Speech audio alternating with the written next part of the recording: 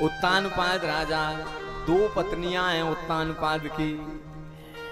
बड़ी वाली रानी का नाम सुनीति है, छोटी वाली रानी का नाम सुरुचि है। बंधुओं, अगर आप ध्यान दो तो ये कथा आध्यात्मिक है। उत्तानपाद कौन है? उत्तानपाद कोई और नहीं है, जीव ही उत्तानपाद है। आप और हम ही उत्तानपाद हैं। उत्तानपाद का अर्थ क्या है? उत्तानपाद का अर्थ है जिसके पांव उल्टे हैं, ऊपर की तरफ है। उत्तान ऊर्ध्वस्यः पादः स उत्तानपाद, जिसके पैर ऊपर हैं। आपके किसी के तो पैर ऊपर नहीं है। आप कह रहे हो महाराज, आप कह रहे हो हम उत्तानपाद हैं, हमारे पैर तो नीचे ही, ऊपर नहीं।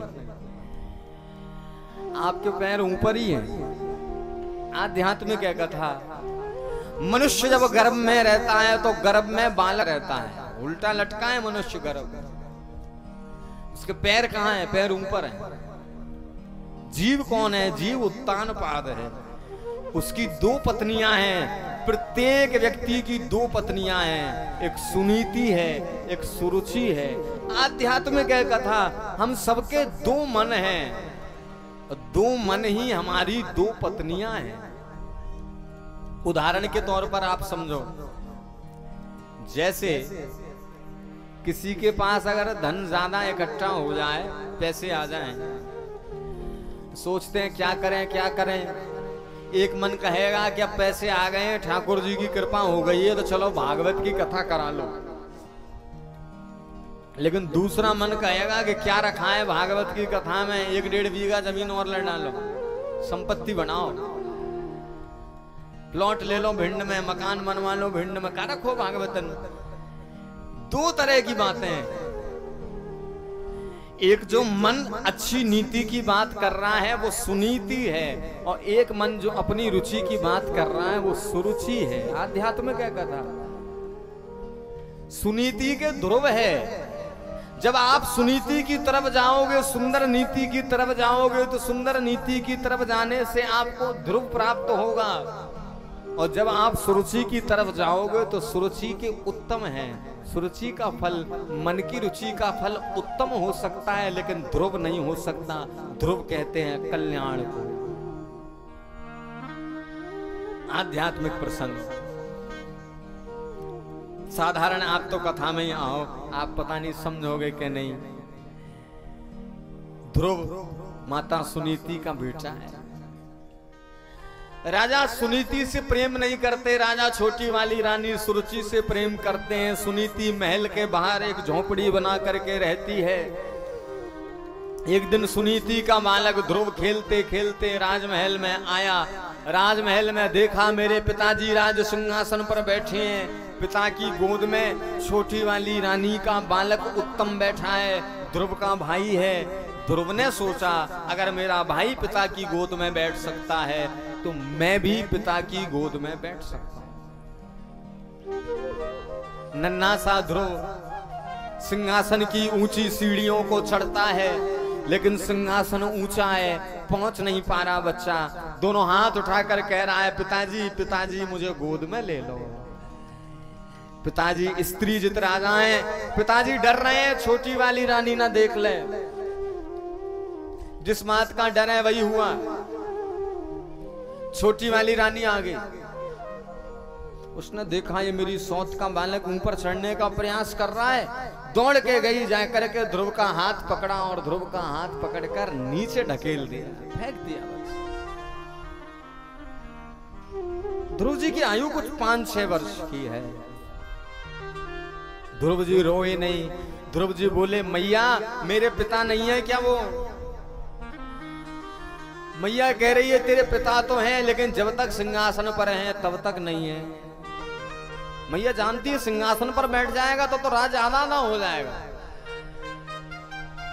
मैया उत्तम तो पिताजी की गोद में बैठा है। बोले उत्तम मेरा बेटा है, मेरे उदर से जन्मा है। अगर तू भी पिता की गोद में बैठना चाहता है ध्रुव जाकर भगवान की तपस्या कर। भगवान प्रसन्न नहीं होते, लेकिन अगर प्रसन्न हो जाए तो भगवान से वरदान में मांगना कि तू मेरे उदर से जन्म ले, तब तू उस गद्दी पर बैठेगा।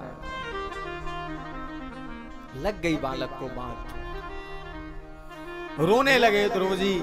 माता सुनीति ढूंढती हुई ध्रुव को आई। बालक गोद में माता के आंचल से जाकर रो रहा है। मैया, जिसे मैं अपनी मां मानता था उसने मुझे बताया मैं उसका बेटा नहीं हूं। मैं जाऊं और जाकर भगवान की तपस्या करूं, तब मैं उसका बेटा बनूंगा। सुनीति कह रही है तेरी असली मां वही है जो तुझे भगवान के पास पहुंचा रही है। धन्य है सुनीति। आप देखो अंतर समझो। माता कह रही है लाला तेरी असली मां तो वही है जो तुझे भगवान के पास भेज रही है, मैं तेरी असली मां नहीं हूं। ध्रुव को बात और ज्यादा बैठ गई। रात भर ध्रुव जी सोए नहीं, माता सो गई। जो परमात्मा की तरफ जाता है वो कभी सोता नहीं है। रात में ही ध्रुव जी निकले, जंगल की तरफ जा रहे हैं। मन में विचार है मैं ईश्वर को प्राप्त करूंगा। धन्य है ऐसा दृढ़ निश्चय। जीवन में जब आप दृढ़ निश्चय कर लेंगे किसी भी वस्तु का हो कि मुझे ये प्राप्त करना ही है, चाहे कुछ हो जाए, इसके पीछे मैं सब कुछ लगा सकता हूं, वो कार्य आप कर लोगे। दृढ़ निश्चय की ताकत है। चाहे वो परमात्मा को खोजने में हो, चाहे वो खुद को खोजने में हो। ध्रुव जी दृढ़ निश्चय करके तपस्या का जंगल की तरफ जा रहे हैं। नारद जी को दया आई। नारद जी प्रकट हुए। नारद जी कह रहे हैं नादो नाप्या बमानं ते सम्मानं वपि पुत्रका लज्जायां कुमारस्य सक्तस्य क्रीडनादिषु। नारद जी कह रहे हैं बेटा ध्रुव जी महाराज, नादो नाप्य वमानम ते, तुझे मान सम्मान का कोई भय नहीं होना चाहिए। तेरी माता ने तुझे डांट दिया, तू तपस्या करने आ गया। कुमार है, लज्जायाम कुमारस्य सक्तस्य क्रीडनादिषु। जा बेटा खेल, भगवान की तपस्या मत कर। ध्रुव जी कह रहे हैं बाबा क्या भगवान बच्चों को नहीं मिलते? अब तो नारद जी बड़ी चिंता में पड़ गए। नारद जी कह रहे हैं कैसे कह दें कि भगवान बच्चों को नहीं मिलते? भगवान का भरोसा नहीं है। और भगवान को छोड़ो, जीवन का भरोसा नहीं है। बचपन के बाद जवानी आई के नहीं, जवानी के बाद वृद्धावस्था आई के नहीं, भरोसा नहीं।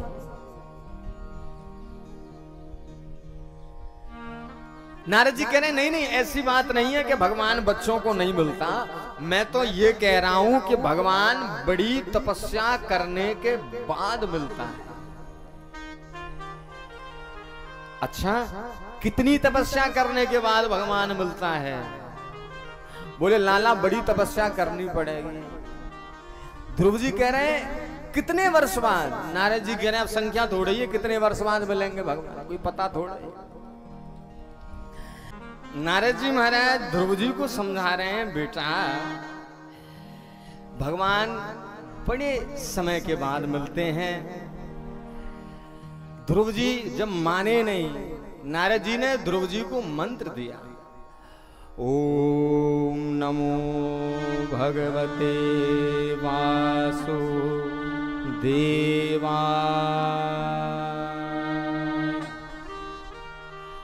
बेटा इस मंत्र का जाकर के जाप करना, ठाकुर जी मिलेंगे।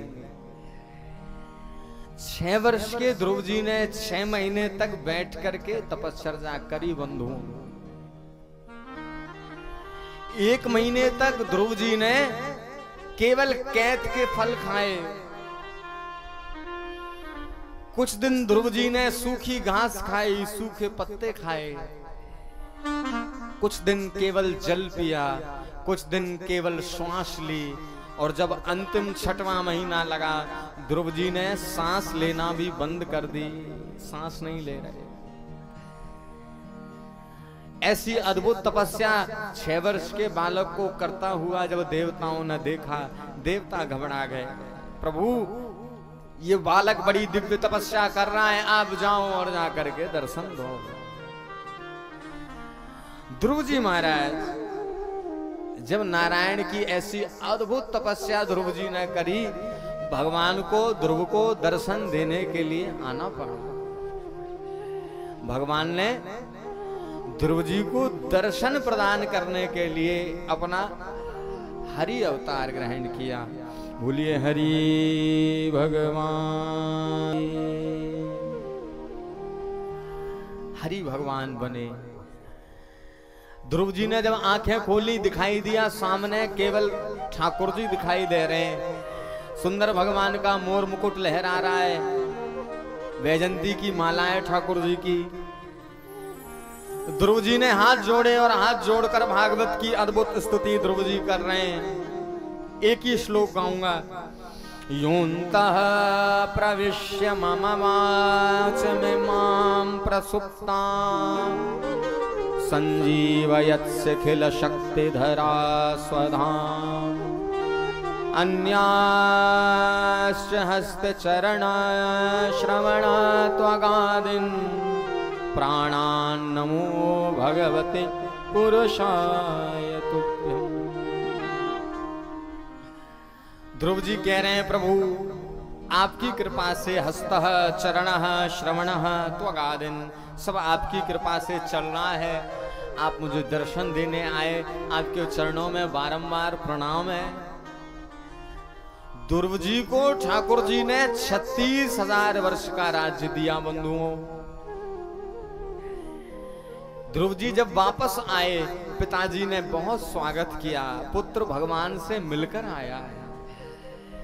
36,000 वर्ष ध्रुव जी ने राज्य का उपभोग किया और अंत में मृत्यु के सर पर ध्रुव जी महाराज ध्रुवलोक को गमन कर गए।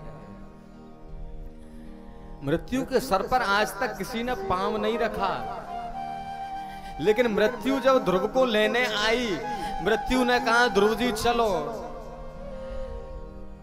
ध्रुव जी कह रहे हैं आपके साथ कोई जाना नहीं चाहता। मृत्यु कह रही है महाराज मैं जानती हूं मेरे साथ कोई नहीं जाना चाहता, आप तो चलो प्रभु, आप भगवान के भक्त हैं। ध्रुवलोक में आपका ठाकुर जी इंतजार कर रहे हैं। तो मृत्यु के सर पर अपने चरणों का आशीर्वाद देकर ध्रुव जी ध्रुवलोक को गमन कर गए। ऐसी अद्भुत कथा भगवान सुखदेव राजा उत्तानपाद के वंश की सुनाते हैं। आगे सुखदेव जी जो भी कथा वर्णन करेंगे आप और हम मन लगा करके श्रवण करेंगे, लेकिन आज का विराम यहीं करेंगे।